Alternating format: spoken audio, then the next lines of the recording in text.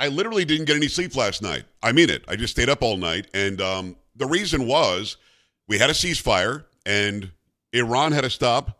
And then 6 hours later, Israel was supposed to stop. And then 12 hours after that, everybody was going to stop. The president's sending out truth social messages all night. Everything looks great. We love Israel. We love Iran. We love the United States. We love the globe. It's peace for everybody. And then we started hearing about more missiles and then more airstrikes. I don't know what was going on over there other than it kept me up all night. And I'm guessing it kept the people of Israel up all night. And I'm sure some in Iran as well. So to that point, let's get with Ruthie Blum. This young lady is so good when it comes to what's going on overseas.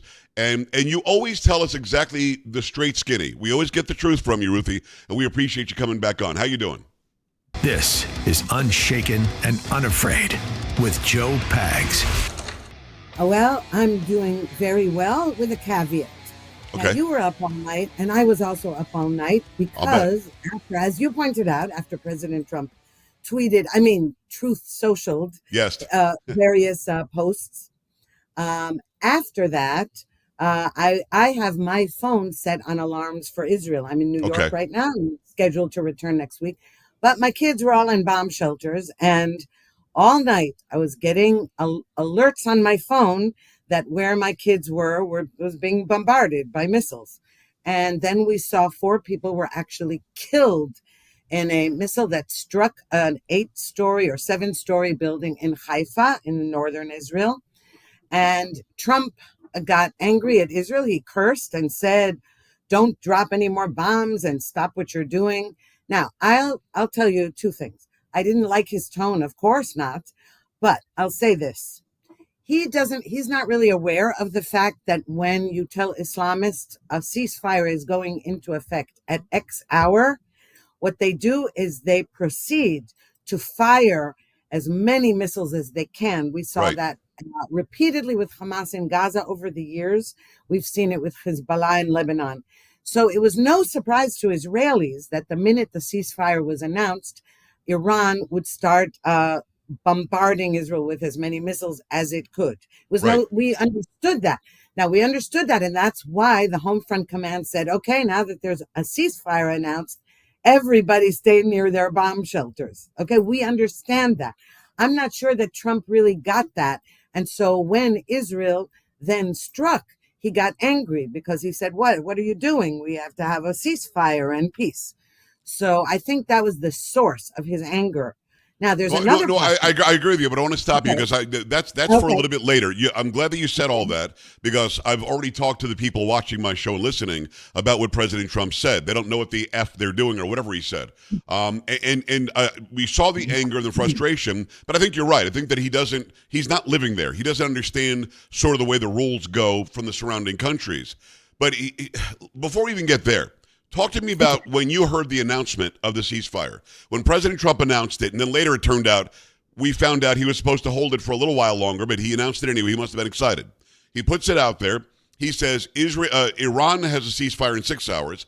Israel has one in 12 hours. Ruthie, I read that to mean Israel won. Israel's the victor in this, and they get to do the ceasefire 6 hours later. That's what my assumption was. And Iran has to stop now because they were getting their asses handed to them. Is that the way you read it too, or am I misreading this? Now, I have to be honest. You said I always tell the truth, right? Yes. So my initial response when reading that was, uh-oh, this isn't good because we haven't finished the job. My initial gut reaction was concern. And then I took a deep breath, as I have told myself to do repeatedly, even since October 7th, the October 7th massacre. Every time I doubted Prime Minister Netanyahu or subsequently, recently, President Trump, because Biden was president when the October 7th massacre happened. I realized that I was wrong to get upset because within 48 hours, some amazing thing happened. So here too, I said, wait, take a deep breath, take your own advice, and wait to think for a minute what this means. So yes, it does mean we won. And there's no question about that. We were winning. And I took it to mean the following. And Prime Minister Netanyahu then, he gave a press speech tonight to address the nation. And I have full confidence. What he said was, we have totally destroyed, most of the missile launchers. We've hit so many targets. and thanks to President Trump, we also destroyed the nuclear facilities. And therefore, we can now agree to a ceasefire Right. and let Iran know that if it proceeds to rebuild or do anything else, we're at the ready. And we're going to go back in if we have to. I mean, go back in. I mean, air power. Right. And that gave me confidence. And why did it give me confidence? Because we know now that Israel can have full reign of the skies over Iran, as we saw. And Iran did nothing. It's true. Yeah. It killed about 25 Israelis over the course of the last 12 days, 13 days. But all it did was fire missiles, whereas Israel took out strategic targets. Right. And proved that Iran basically is a paper tiger. And now we even know where the uranium is. Well, I want to talk about a lot of that. It's Ruthie Blum. Go and check her out, jns.org. She's a great host of the show called Israel Undiplomatic, a co-host there, senior contributing editor at JNS. Go and follow her at Ruthie Blum. It's RUTHIE over on X. I knew, and again, I'm not a military guy. My dad was, but I'm not a military guy. But I've been covering news for 36 years. I saw Iran literally saying, "Please make them stop." Because what the supreme leader said was, "Hey, we'll sit down and talk. Can you ask Israel to stop? Or if Israel stops, then we'll sit down and talk." The only party that does that is the losing party. If you're losing, like if I'm in a prize fight with you and you're beating me up, which you probably could, and I said, "Hey, Ruthie, can we talk about it?" You would say, "No, I'm winning. Why would I want to talk to you about it?" So that's what I saw happening as a precursor to what they were saying yesterday. And again, when President Trump says 6 hours for Iran, 12 hours for Israel, I think that's the wink and the nod, where he's saying, "Okay, Israel, you won, but let's not say victory because that somehow would set people off." You and I, and we've been friends a long time, Ruthie, you told me, "Joe, I don't like ceasefire. That doesn't mean victory, and there has to be victory. If we say ceasefire, that sounds like we just said, hey, let's talk about it for a while." So is this ceasefire different than that? I'm guessing it is, because as I just said, I really think that Iran was announcing we're losing. Oh, definitely, although it's now claiming to have won, of course. The regime there is saying won. But they always do that. You know, remember Baghdad We're not surprised. Bob? Yes. We're not surprised. Yeah. Oh, no, Ruthie, I talked about Baghdad Bob on my show yesterday. I had to explain to my daughter, who doesn't remember Baghdad Bob, who he is. And I mean, literally, we saw tanks from the Americans rolling in behind him as he said, the Americans are lying. They're not here. So you're right. So this is them trying to save face, right? But I mean, again, I can't stress this enough to those watching and listening. Israel won, right? I mean. Definitely. Though, again, this isn't a war that's over in the sense that Iran still has proxies all over. Yes. It hasn't been, it's not the way you said, okay, World War II is over. Okay. It isn't in that sense because, you know, the world has changed and there are terrorist proxies all over. Yes. And we haven't eliminated terrorism and all that. But yes, it is over for now. And what I believe is happening is that now the Iranians have a chance to overthrow their leaders if they wish to do so. Right. But if they don't, it really doesn't matter. Israel is going to protect its interests, whether or not Iran changes its leaders and whether or not President Trump remains on our side, though I do believe he is. And I'll tell you something. You asked what's the difference in this case. The difference is that President Trump is in office and not President Biden or, heaven forbid, President Kamala Harris. Oh my God! I can't believe you even said. Why did you even say that? You made my heart hurt. It's Ruthie Blum, former senior advisor to Prime Minister Benjamin Netanyahu, also senior contributing editor JNS. Go to jns.org. So let's not even imagine Kamala Harris or Otto Penn being in office while this is going on. But let me ask you this: as somebody who lives there, did you think that Trump would take out the nuclear sites? Because I didn't think he would. Defensively, we were helping Israel, knocking missiles out of the air with our weapon defense systems. I did not see him going in and doing what he did. Now, I know that it's been rehearsed for years. It's been talked about for years. Did you see that coming? No, I thought that in the best case, he would give Israel the tools to do it. Right. And not do it himself. But what I think he did, it was very important that he did this. For several reasons, and one of them being that if he wants to make America great again, he has to assert American power over the globe. and had he let just Israel do it, that wouldn't have enabled him to show the world who's boss. And so that was very important. On the other hand, it also, his stopping the war shows his base and the skeptics that Israel didn't drag him into a war or isn't dragging him out of it. It was very interesting to see that happen because my stance has always been, let's not get offensive. Israel can do this on their own. They don't need our help. And then I did say something like that. Let's lend Israel a B-2 bomber. Let's show them how to do the bunker bomber, the bunker bombs, or the bunker busters. And people in the military said, we can't. Even our friends don't get our technology because that's too super secret. And I guess that's why this ended up being what it was. What was the reaction from your people in Israel? And by the way, you're my people in Israel, although you're here right now. You know, when I say I've got people in Israel, I'm talking about Ruthie Blum. But what was the reaction from your people in Israel? Were they as surprised as you and I were that this thing happened? The bombings of the sites? Oh, I would say surprised, I don't know, elated, exhilarated, thrilled. And my people, if you're talking about my people, my political side, etc., we're just saying, oh, thank God it's President Trump and not the Democrats in office. And thank God that Trump and Netanyahu were so coordinated that they were able to pull off this huge deception, and therefore there were no leaks. They were playing this game. You know, President Trump said, I don't know, I'll make a decision within 2 weeks. And Netanyahu, there were reports that Netanyahu was angry at Trump and said, we can't wait 2 weeks. It was all a lie. It was all a ruse. It was a ruse, yeah. And there were reports that the B-2 bombers were headed for Guam, and it turns out that was a decoy, etc. So it was beautiful, and everybody was thrilled. But I'll say something else optimistic. The people on my side who are always the doom and gloom sayers about all of this are saying, no, we got to give this a chance. And if Trump and Netanyahu agreed to this, it's a good thing.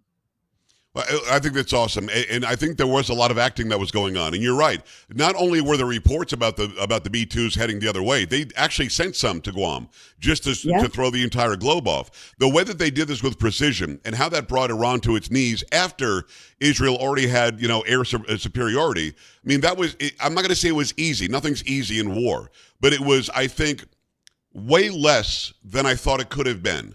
And I'm really glad that there's now a ceasefire. So let's get back to where we were at the beginning of the conversation. The ceasefire is allegedly going on. Have you heard anything about more missiles coming in? Any more airstrikes from Israel? Or are they literally both sides right now not doing anything? Well, I can tell you one thing. The Home Front Command said the kids can go back to school tomorrow and people can go back to work. And my son and his family, they cleaned out their bomb shelter, took away the mattresses and all the supplies, went back home, and that says it all. Right now, it's clear that there are no incoming missiles. But having said that, in case some arrive, and again, there are still proxies. Don't forget the Houthis in Yemen and Hamas in Gaza, and Hamas doesn't have a lot of missiles, but it occasionally fires some one or two. Right. And we still are battling Hezbollah in Lebanon. Also, don't forget, because they haven't stopped their terrorist activities and tunnel building, etc. But Israelis know that the minute there's a change, the Home Front Command will say, okay, everybody, be near your bomb shelters again. And so Israelis are now back on the roads. They're back outside, so to speak. And that says it all. That means we accept that there is an actual ceasefire right now. I don't want to belabor the ceasefire point other than to say, Ruthie, this is different than ceasefires that we've seen before. As we just discussed, anybody with a brain will see that Israel was not only winning, but winning rather dominantly. And Iran had to do something if the theocracy wants to keep its power. So I just want to make sure that we're very, very clear to those who are watching and listening. This isn't like North and South Korea, where the war still goes on, by the way. The war isn't over. That's just a ceasefire for 70 years. This isn't like that. This is where you actually sit down and they agree to no more nuclear proliferation, and then Israel agrees we're not gonna airstrike anymore. I mean, this is where maybe you might get peace, right? This isn't like, if it's like North and South Korea, that would suck. I mean, it's better than that, isn't it? Or it looks like it might be. It is, but I hate to use the word peace when you're talking about deals with Islamist Right. terrorist. Okay, and that I regime got you. is an Islamist terrorist regime. But I will say this. The difference now is, whatever you call it, a ceasefire, a truce, whatever you call it, the difference is now that we have 100% intelligence in and around Iran, help from Iranians and around the whole area, and we have radar and all that. And therefore, we will detect, first of all, even if they sign some deal, they'll be lying and they won't stick to it. But what we can do is guarantee we will see any movement in that direction and take care of it. That's the important part. What's interesting about that is I don't know what the wording would look like because, again, as we talked about at the beginning of this conversation, and again, it's Ruthie Blum, Blum. Ruthie is Ruthie. Go follow her over on X. They need to act like they won. They need to saber rattle. They need to say, "Oh, we responded to the dastardly attacks of the Israels or the Zionists or where the hell they're saying." So, how do you do both? How do you do both where the world knows? I mean, Egypt knows, Jordan knows, Lebanon knows, the entire region knows, Saudi Arabia knows that Israel won. But how do they save face? Now, you and I agree. I want the people to rise up, and hopefully they can get a better leadership there and get a semblance of freedom and liberty or something like that in Iran. That might not happen. It might happen. So I don't want Israel or us to be involved in that. But having said that, this guy, just to save face, he's going to say anything he wants to say. And is Netanyahu savvy enough to understand he's going to say that even though we really know the real story? Does that make sense? Yeah, Netanyahu knows that. The most important player here is Saudi Arabia, because Saudi Arabia has been paying lip service to, don't attack Iran. But Saudi Arabia is happier than anybody for Iran to be rid of its nukes. And we'll see, because the October 7th massacre, part of the reason it was staged when it was because Saudi Arabia was possibly on the verge of joining the Abraham Accords. And Iran and its proxies did not want that to happen. And now I think Saudi Arabia says, okay, good. You save face for Islam and etc. And you say it's all over. And now Saudi Arabia can get back to the table with President Trump and discuss normalization with Israel. That will indicate to you that Saudi Arabia knows that Iran lost and feels safe. It feels safe now. Well, you're right, Ruthie. I mean, Saudi Arabia said things, but didn't Israel have to fly over Saudi Arabian airspace to get to Iran? Yes, I mean, and also Syria didn't enter the act with the new Syrian regime, which, we're watching carefully because it's made up of former, I say with air quotes, ISIS and Al Qaeda people. But what we've seen is that actually all those threats, nobody actually entered this war other than President Trump at the last minute, like that Right. with the bombing of Fordo. But the others didn't actually help Iran.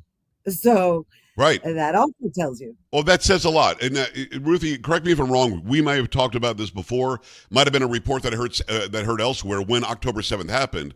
I thought there was either Egyptian or probably not Jordanian. I feel like it was Egyptian media was caught on a phone call with like Iran saying, "Why the hell did you do this?" It's as if the Middle East around Israel wasn't happy with Iran through Hamas doing this attack on Israel on October 7th. Have you heard reports like that too, or am I making that up?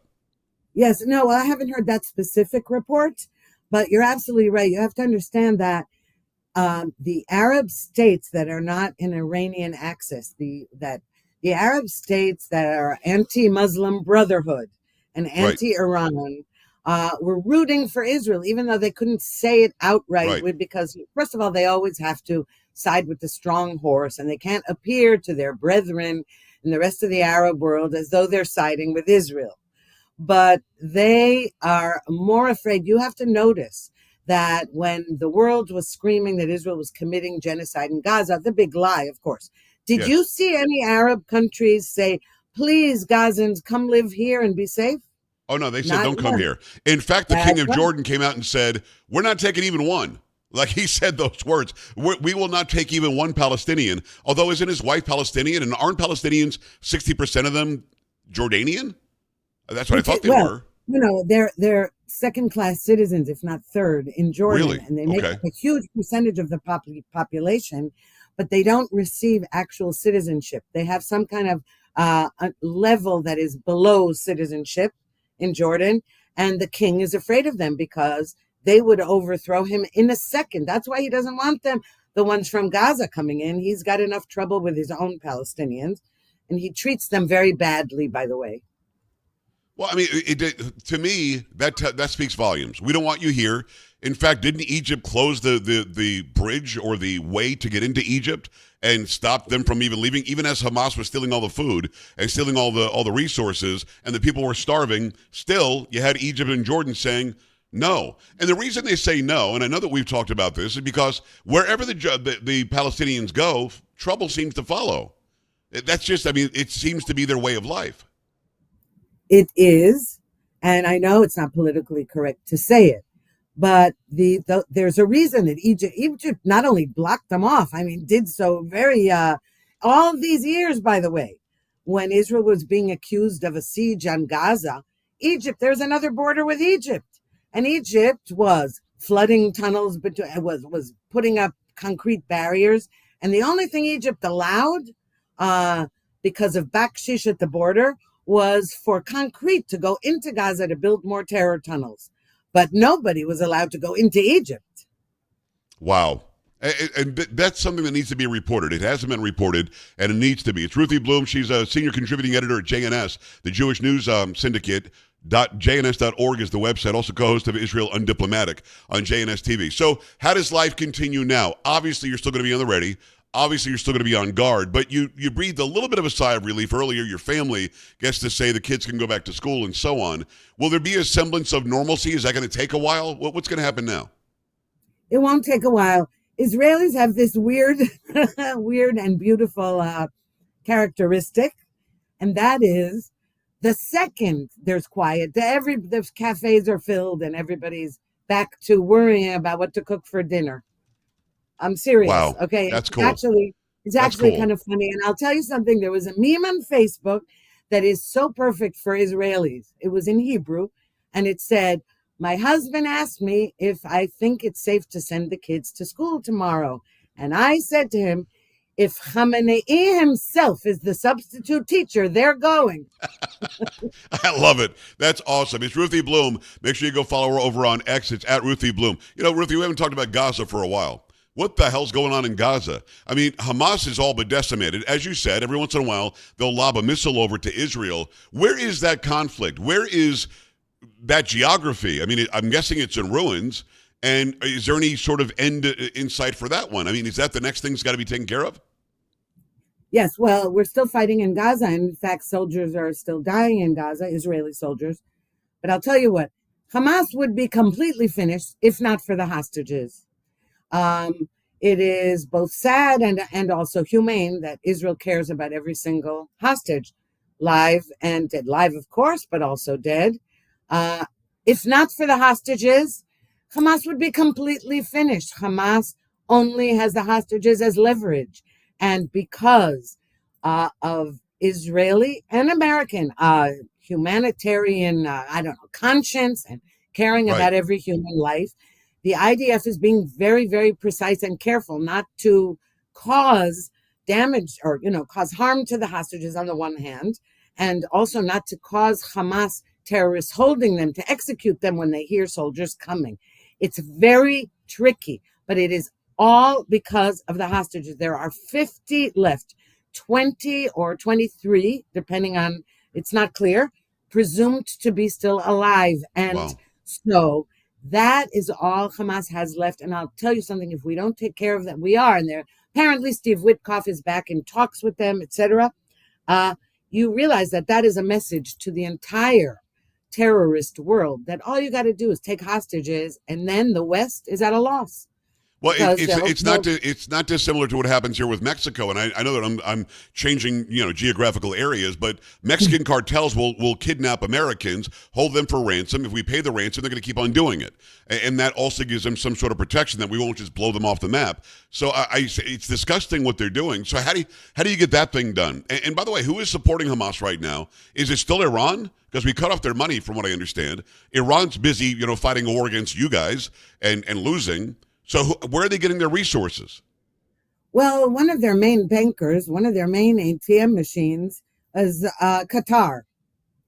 And, or as you would say, Gettr, or however Americans I don't pronounce know. it. We say Qatar, we say Qatar, whatever. But Ruthie, help me understand, as somebody who lives in the region, what do I need to know about Qatar? Because as I'm watching it, all of a sudden the peace talks are going to happen in Qatar. They're somehow involved in making sure peace happens, yet they're hiding all the Hamas leaders in Qatar. What am I to think as a regular American about Qatar? What do I have to know? Well, you have to know that it's a terrorist ATM is what it is. And that the fact that it's a mediator is just, I mean, it's beyond cynical, okay? Because you're right. They're Hamas, they fund Hamas. And the only purpose they could or should serve is to have pressure put on them to force Hamas to release the hostages. So we're in this weird situation with the Arab world. And I don't know what's going to happen with it. I'm really hoping that Steve Witkoff is making strides with them. I think that the biggest mistake to begin with was that the U.S. negotiators, such as Witkoff and Adam Bowler, were duped by Qatar. They were saying, "Oh, they're really good people, and some Hamas people are good people." It was appalling, and I think it really was ignorance more than ill will. Because a lot of people were saying, well, Steve Witkoff must be on the Qatari payroll. And I'm not even saying that. I'm just saying that, I'm sorry to say this, but Americans are naive very often about the Middle East. They don't get it. But this is the situation. Qatar is, and by the way, I have to say, Israel also enabled Qatar to give money to Hamas all these years because there was this belief that if Hamas was starving, if the Gazans were, had no money, then they would commit more terrorism. It's a ridiculous attitude. We know this from bin Laden, that terrorism isn't caused by poverty. That's a lie. Of course not. Well, how do poor people get the weaponry to do terrorism? I'm not even sure how that would do that. Now, let me say this. I'm not defending my American, self. We're not naive. We literally are ignorant, and not in a pejorative way. We just don't know what's going on there. I don't walk around pie in the sky. I say, I don't know about that. So let me ask Ruthie Blum. Let me ask, Alex Trayman. Let me ask, people that I know are there. Let me ask Pastor Hagee, who's right here in San Antonio, who's a friend of mine. I mean, people who have been, let me ask Mike Huckabee. Because we don't know. We're told one day Qatar is our friend, is a good guy. The next day they're harboring Hamas. The next day we're supporting Kuwait. The next day Kuwait might not be a good guy anymore. So we're not naive. We just don't live there. So we're ignorant because we ignore what we don't see in front of our faces. And again, I don't mean that as a pejorative for those who are watching and listening. That's why I say, Ruthie, tell me what's going on with Qatar. And I didn't know you guys pronounced the Qatar there. I'll stop the whole Qatar stuff. But at the end of the day, if you had to say good or bad, what would you say about Qatar? You don't know, or they're definitely bad? No, bad. That's it. Bad. There is no. Well, then why do they get to sit at the table then? I got to tell you, this is something that I have trouble understanding. I suppose it all has to do with money, and it has to do with leverage, and maybe the hope that because they're so instrumental in Hamas and protecting Hamas, and because they want to take a role in the Middle East, that maybe there's some way to get Qatar to force Hamas to give up the hostages. I honestly don't understand that, but I will tell you one thing. The late Bernard Lewis, the great Middle Eastern scholar, in 1978 or 1979, when right before the hostage crisis, when the Ayatollah Khomeini came back from exile and that the Islamist regime began in Iran and the Shah was ousted, Bernard Lewis had heard about the Ayatollah Khomeini, and he was at Princeton, Bernard Lewis, and he said, the people were reporting in the newspapers that he's this nice old cleric guy. And so Bernard Lewis said, I went to the library and I took out his book because Bernard Lewis read Farsi, spoke it and read it. And he read Khomeini's book, and in it was, destroying the West. It was all the horrible things that have happened since that regime took over. And so right. Bernard Lewis told the New York Times that he would like to write an article showing everybody who this Khomeini was. The New York Times said, no, nobody's interested in that story. Wow. That's just one anecdote. Okay. That is one anecdote. Now, I know it was the New York Times, but what I'm trying to say is when willful blindness is in the air, you don't have to be American. There are Israelis who are willfully blind. Yeah. There are many. And we saw 9/11, the willful blindness that led up to that. Yes. I'll tell you something. The Westerners, the people who are used to freedom and democracy, cannot somehow fathom that not everybody is like them. Wow.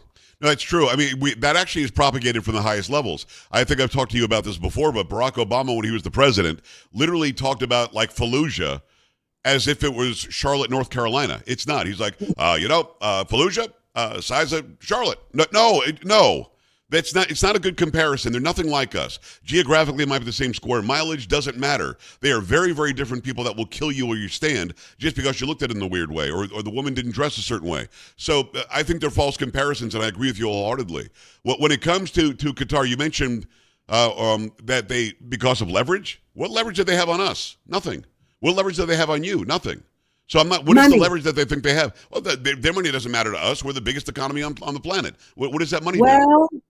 Well, they have spent years funding NGOs, universities, Good newspapers. points. Yeah. I'm leaving something out. Okay. They have so infiltrated America with their money that it's hard to know. First of all, not everybody is directly. It's not that, every professor is directly pocketing money from Qatar. That's not my point. Right. It has so infiltrated into so many societies around the world. So when you ask me, so why do they have any role? That's the answer. I don't. There is no other answer. It is Ruthie Blum. No, Ruthie, I hear you, and I take everything that you say very seriously, and I believe you, obviously, or I wouldn't keep having you on. You're very truthful, and we love having you on. Let me ask you this, because this might be off the beaten path, but the son of the Shah is talking about coming back, and I don't know if that can actually happen. What was the relationship between Iran, which was a much more modernized, westernized society, in 1976 and 77, 79, right before the Shah left? What was the relationship between Israel and Iran then? Wonderful. Really? We had fantastic relations. Now, we can't glorify the Shah too much. I mean, we have to acknowledge that the Shah also, listen, he was the one who built Evin Prison, and he did torture his foes, his rivals. Right. But, and I say this but because a lot of times, again, Americans don't realize that sometimes you have to, he was modernizing. First of all, Iran was modern in the sense that women were, mini skirts and sitting at cafes and talking about literature. And, Iranian culture is very sophisticated, art, literature, music, etc. And the Shah was not like these Islamists. He wasn't some Democrat either. Okay, it wasn't like freedom and democracy. However, right. He loved America. He loved Hollywood movies. The Iranian people were disgusted because when the economy was bad, he was having, things flown over. He had banquets where he would have the food flown over from the best restaurants in New York City. Oh, wow. And he had opulent palaces, all that kind of thing. So the people did not like that. But the trouble was what he was actually modernizing. And Jimmy Carter, then President Jimmy Carter, didn't understand that, who could come after him would be worse. And he was very instrumental in helping topple the Shah. Now, his son has spent so much time in America that it's possible that he wouldn't be like his father. But even his father, as I said, the relations were great with Israel. Israelis flew there. Iranians flew to Israel. There was good cooperation. And nobody anticipated. No, I wouldn't say nobody, but I was going to say the West did not anticipate that the Ayatollah Khomeini wasn't some nice old cleric.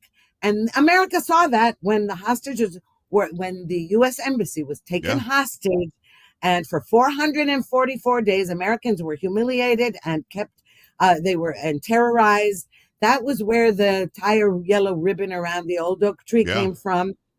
And when Reagan was inaugurated that day, the hostages were released. So it was because, the will also tell you something very interesting about that time. When the students, they were students, they weren't studying too much, took over that embassy, they had first contemplated taking over the Soviet embassy. And they decided against it because they knew the Soviets would simply slaughter them all. Right. And they knew that Jimmy Carter wouldn't. You know, it's interesting. I'll bet that every Persian person would rather have the Shah back, no matter how bad he was. And again, he wasn't a perfect guy. I think you're right, though. His son sees exactly how he would have to go back and how he would have to be different than his father. But again, even if he were exactly like his father, I think the Iranian people would prefer that. Do you know why Jimmy Carter allowed for the Ayatollah to come in? He basically has been saying death to America from day one. I mean, I know that Jimmy Carter was weak, would never have voted for him. I was 10 when he took office, but I never would have voted for him. And he was an absolute mess as a president. But he had advisors. He had smart people around him. Didn't somebody say this guy's bad and he's anti-Western culture, anti-Western civilization, and he will make that country into a country in the dark ages again? I mean, you're too young as well, but maybe historically you've read up on it. What was the story about Jimmy Carter making such a bad move? Yeah. His advisors were saying the opposite. Do you realize that his people, his ambassador was saying, no, there's nothing happening here, right before the embassy takeover. Wow. And the CIA at that time, I'll just tell you a little anecdote. The head of the CIA went to, when Delta Force was training to try to rescue the hostages. There was a rescue operation that failed because the weather was bad, but also they waited too long, and etc. The head of the CIA said to Delta Force, okay, listen, how can we help you? How can we help you, get ready for this? And Delta Force said, oh, tell us exactly where the hostages are located inside the embassy. And the head of the CIA said, oh, we don't know. Come on. Yeah. And there were very few Farsi speakers in the foreign service. There was no, when you say, didn't he have advisors? It was a total mess, but also ideologically. Look, if you look at the trajectory you have of the Democrats, you look at Obama and you look at Biden, and their whole view of the world is, no, we're not better than anybody else. America's not better than anybody else, not superior to anybody else. It's a mind frame. I mean, honestly, and again, I'll be naive. I certainly will be. I was young, but I was paying attention. I literally at the time thought there must have been people in his administration saying, dude, you can't do this. You can't let the Shah leave. You can't force the Shah out and support these people who are coming in. Did you not hear what they said when they landed on Iranian soil? That they want death to America, death to Israel? But what you're saying is the entire conglomeration, the entire administration was either that clueless or just didn't care. No, but even after they saw, even after the takeover, do you know there was the embassy takeover happened, the actual embassy takeover happened 6 months after a first attempt. And what the Biden administration did was to say, oh, well, let's negotiate with them. Okay. From the beginning, it was willful blindness and capitulation to terrorists. And so no, I hear you. Listen, and I accept that answer. Let me ask you one last question. What does it look like for the Iranian people to rise up? I know what happened in Egypt when Obama did his stupid Arab Spring thing and handed Egypt over to the Muslim Brotherhood. The military had to rise up and say, not here. That's not happening. And they took it back. And thankfully, Egypt is in a better place now than what it would have been under the Muslim Brotherhood. We know that we got a bunch of the top generals. You guys did. Not you, not me, but Israel did. We know that we took out the nuclear, facilities.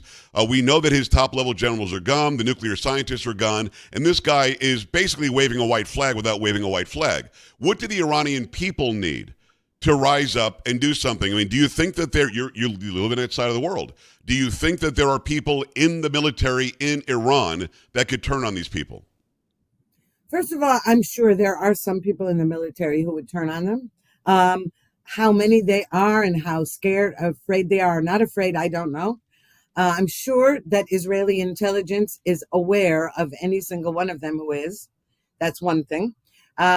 What it takes for the people to rise up, the one thing it takes that I'm not sure they have, I don't know, is a leader they can rally around at the moment. You mentioned the Shah's son. There's also a group called the MEK. These are all people outside of Iran who are talking about coming back to Iran and replacing the regime. And I think Iranians in Iran are suspicious of them. Oh yeah, you're sitting in New York in fancy restaurants deciding how you're going to replace the regime. They kind of make fun of them. So I don't know if there's a group that most Iranians, also there are many different ethnic groups in Iran, and I don't know if there's a leader that most of them can agree upon. If there is, there's a good chance of them doing it. Wow. Ruthie, to that end, we know that Bashar ran to Russia from Syria. Where would this guy go? The Ayatollah, would he go to Russia too? Or is Russia or China, are they ready to have these people? Because for a minute last week, and again, it didn't turn out to be true, it looked like he was looking to get out of town. Where would he go? Do you know? I don't know where he'd go, but there are a lot of jokes about it, that he's about to go meet Bashar Assad in Russia. It's possible. But then there are also rumors that his health, he's old, and that his son, some of them say, okay, his son is supposedly a successor and maybe his son should be assassinated. I don't know, there's all this talk, and that let's say, into the weeds of it, I don't know. But I believe we'll see soon what happens with the Ayatollah. Extended time with our friend Ruthie Blum. Again, RUTHIEBLUM over on X, just at Ruthie Blum. She's also, you can see her at jns.org, and she's a great co-host of Israel Undiplomatic on JNS TV. Thanks for all the time today. Thanks for all the knowledge. I really appreciate you always just telling us exactly the way it is. And I'm glad that you're safe here. And when you go back to Israel, we'll talk to you from there as well, okay?